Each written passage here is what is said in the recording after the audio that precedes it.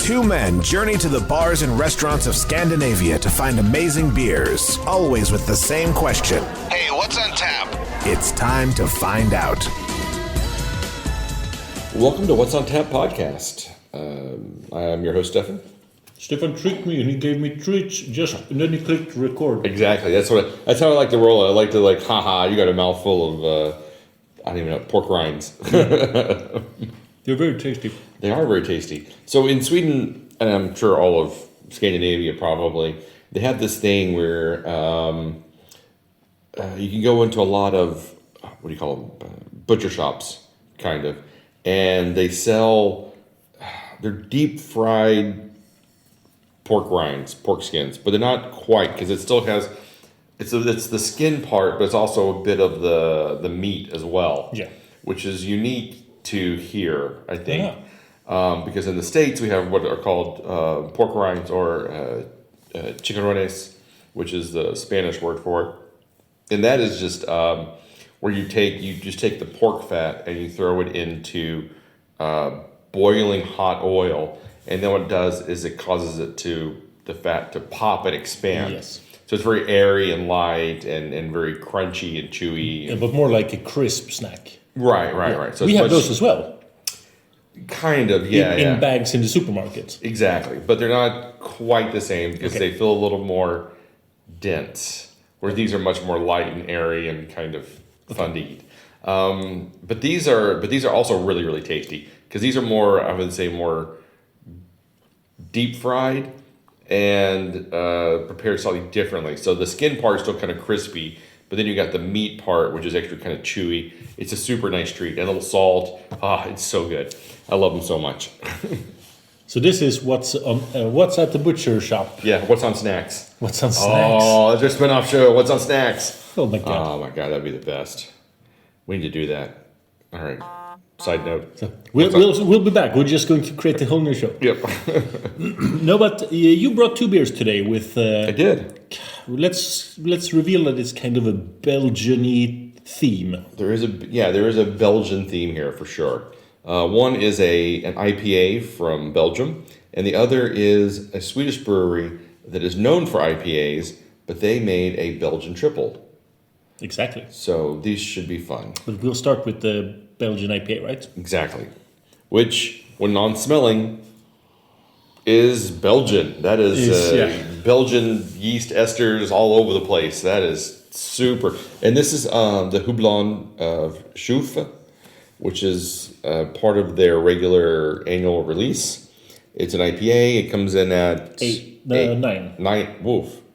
So it's a double IPA coming in at 9%. Woof. Because the Belgians don't go half-ass on their alcohol. No. If they're making a beer, it's 9% or bust. Exactly. And Chouffe, the way I got introduced to them many years ago was their Christmas beer, which I called Nice Chouffe, but it was probably Ist Chouffe. Probably, because it's in apostrophe ICE. Yes. Yeah. So all of their beers have a gnome or the Santa Claus-ish creature. Well, yeah, they've got a little gnome. That's their kind of their mascot is a gnome. So but this one is in summertime harvesting hops, and of course Houblon is French for hops. Oh, is it?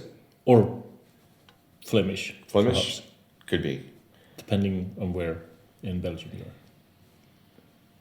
But yeah, I've enjoyed all of the beers that I've had so far. They've all been quite delicious and enjoyable. They've all been very Belgian-y, and when you smell this, you don't think IPA. No, there's nothing IPA about this. If you're blindfolded and you smell this, you'd be like, oh, this is a Belgian ale of some sort. I'm glad this is on Game of Beers. Oh, this would totally be would be a mindfuck. Hard mode. Cheers. Yeah, this would be hard mode.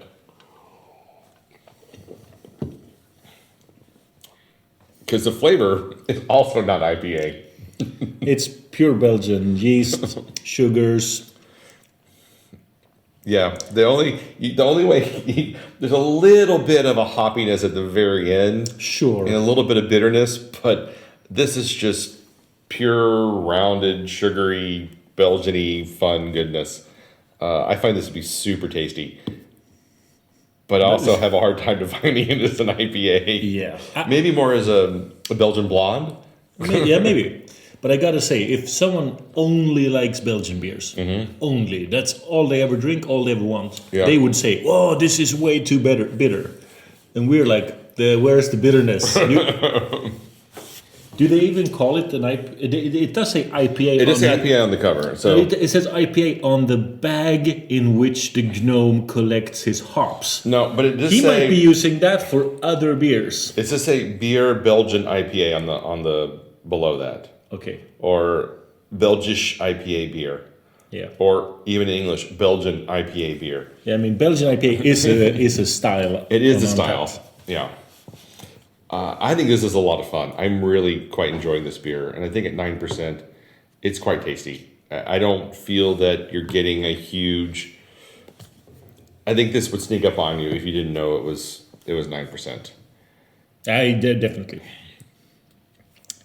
We checked this out before the show, and last time I had Houblon Chouffe was in 2009. So many years ago. Yes. Then I gave it a 3.5. I think I'm going to stick with that rating. Yeah, it is definitely a 3.5. Could be 3.75 if you're if you find the bitterness and the sweet play off each other pretty well. I could also see someone saying this is a really unbalanced beer and it's kind of insane. Because it also, like I said, because the first part is that kind of Belgian-y, sweet, bubblegummy kind of flavor, and then the IPA bitter part comes in at the end. And now I'm getting more of that IPA bitterness the more I drink it. Yeah, I think it should decide what it wants to be. I think this is just what they do. I think this is just their style, and it's just part of being in a Belgian IPA. Because if we're using the Belgian yeast and the Belgian sugar and everything, it's going to come off as that style. So it's definitely a new world style, I would say.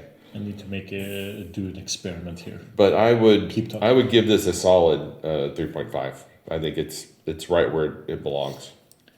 Yeah, I need to check out how. Maybe I just don't like this style. It could be. It could be. This is just not because it's a hard style. I can 100% see where somebody would not like a Belgian IPA because it's not an easy style. It's a confusing blend mishmash of a couple of different styles that don't easily go together.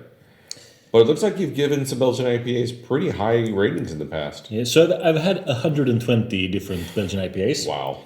And I mean, sure, the Hop and Frogs Hopmasters Abbey Belgian style double IPA, I gave a 4.5 in 2010. All right, but that's Hopping Frog. They're not European. And then Destruce Kill and Destroy IPA, 18% ABV. Woof. Sure. Lagunitas A Little Sumpen Wild Ale is apparently a Belgian IPA? Yeah. Okay, so do we get to any actual Belgian IPA? I don't feel like we've actually hit a Belgian IPA yet. Green Flash Super Freak. Okay, 10%. also, it's a Florida brewery. Pizza Port from San Clement. So, okay. All right, so wait. Brewery Alvin. Okay, Alvin, yeah. Made a Gaspar. Right, so there we go. There's one. They're Dutch, but close enough.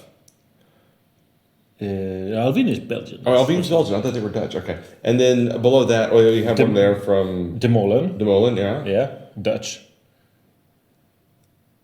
Another De Molen, all right. 10%. So it's 4. So, Anchorage. I mean, yeah.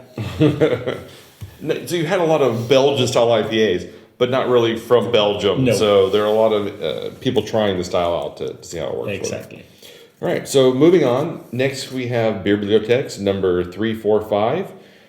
Purely selfish reasons. They made a Belgian Tripel. It says it has malt, spice, fruit, and esters. I don't know if you could hear that. Some sort of horn outside. Coming in at an 8.6% ABV. Wait, a triple at 6%? 8.6. 8.6. Yes. I was distracted by the horn outside. I don't think our recording equipment usually filters out the horns and... Well, we usually have that many horns going on in the background. You'd be surprised how noisy our lives are. This that's a whole other podcast. This looks pretty good though. I mean, it's a nice caramel. It's very light in color. It looks really, really clean. It smells very malty. It smells like Swedish knäckebröd, hard bread. It does you do kind of get a rye bread, very bready kind of smell. So I don't get spice and esters off of this at all. No. I got more esters off of the IPA than I'm getting off of this Belgian Tripel. But let's try it out. Let's try it. Cheers. It's really earthy. It's far too earthy for a Belgian beer. It has to be the spices, right? Maybe. It doesn't say what the spices are. But the aftertaste is also very... dirt.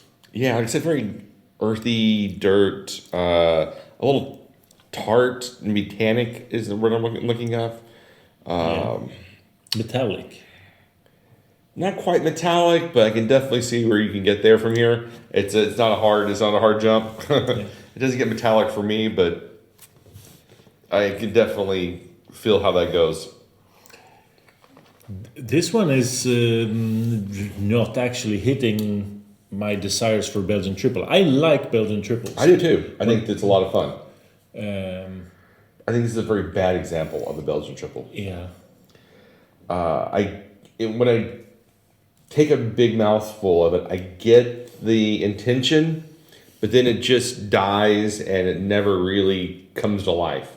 It's kind of like flavored water almost. Yeah. It's slightly richer flavored water, I would say. Yeah, Belgian Triples are supposed to be way yeastier than this. Yeah, there's a very subtle estery, yeasty quality to it, but you got to know what you're looking for. And when you know what you're looking for, you can find it, but then it just floats away just as quick as you find it. Like, okay, it went away. You're grasping for straws in the dark, and you go, "Oh, I found one! I found one! Oh no, I lost it again." It's kind of what this is. It's a sad attempt at a Belgian Tripel, and I cannot give this a very good review, unfortunately. I really enjoy Beerbliotek overall. I think they do really good stuff. I mean, they're one of my go-to Swedish breweries. I'm rarely disappointed, but they're also never going to be my favorite brewery as well. So, unfortunately, I think this one just really misses the mark. Yeah, for me too. I revisited the Houblon Chouffe, and that's now getting a 3.7. Okay. Or 3.75, of course. Okay. I'm going to give the Beerbliotek Belgian Tripel, what was it called again? Purely selfish reasons, I'm going to give it a 2.5. And that's exactly the same rating for me. But the Houblon Chouffe kind of shines now when you compare them, because it tastes more hoppy. It tastes more Belgian Tripel than... it tastes more Belgian Tripel as well. It succeeds in everything that the purely selfish reasons fails at. Exactly. Not 3.75. I mean, that's again not. I'm gonna stick by my 3.5, but yeah, I could probably give it a 3.75 as well. It's quite enjoyable. It's quite drinkable. I could have it again pretty easily. All right, well, let's wrap this up then. It's a shame. I had higher hopes for the Belgian Tripel from Beerbliotek. But what I really like is the Houblon Chouffe is in one of those cute little stubby Belgian bottles. I don't know if they're I've traditionally seen them used for Belgian beers. Yeah, and all of their beers are always these little stubby, almost like a gnome hat. Yeah, is the style, because they're kind of I don't know how to describe this. but it kind of fits in your. Okay, it's quite wide, so it's difficult to get your hand around it. That is what she said. But since it's so short, I've always liked them. Yeah, it's a really good commitment to design that really complements the whole packaging and the brand itself. Yep, and they're one of few bottle styles that can actually stand up in your refrigerator. Yeah, it's probably why they've they've made it that size. Well, you're going to find us online at what'sontappodcast.com, Instagram, Facebook, YouTube, Spotify, and keep on the lookout for What's on Snack. What's on Snacks. So until next time. Keep drinking, you dum-dums.